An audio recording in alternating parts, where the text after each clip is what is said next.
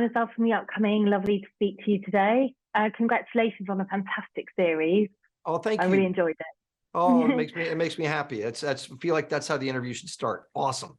So could you start by giving us sort of a brief introduction to what the series of Shrinking is all about? Sure. Look, Brett Goldstein and Jason Segel and I were talking, and all people in the entertainment industry are somewhat narcissistic. We're all living in the world that therapy is very common, and we'd like it to be kind of destigmatized.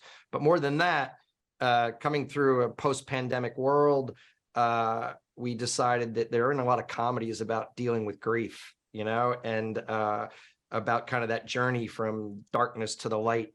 And it would be fun to try and tackle with a sense of humor. None of us were sure that would work, but it's kind of exciting to try stuff like that.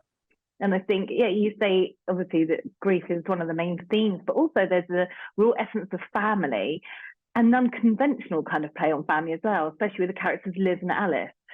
What's that kind of like to explore that essence of family? Well, it's something that I think is a key element of successful television. I think what people generally respond to,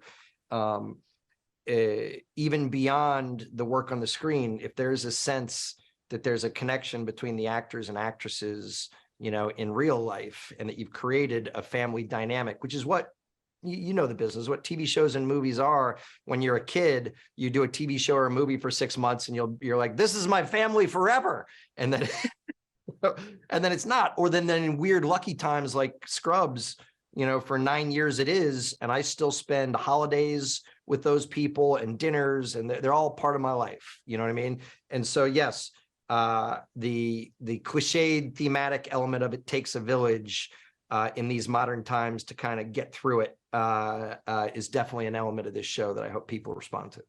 Can you talk us through kind of the casting process? I mean, you've got your partner, Kristen Miller, you've got Jason Segel, legendary Harrison Ford on this. Can you talk us through the casting process for that? Yeah, sure. The coolest thing for me was one of the neat things about streaming TV is you can often, Ted Lasso is a good example, that if you start with and partner up with the lead of the show, who's not only an actor, but an amazing writer and creator in their own right, props to both Jasons, Jason Sudeikis, and Jason Segel. I mean, Jason Segel wrote one of my favorite movies, Sarah Marshall, so good.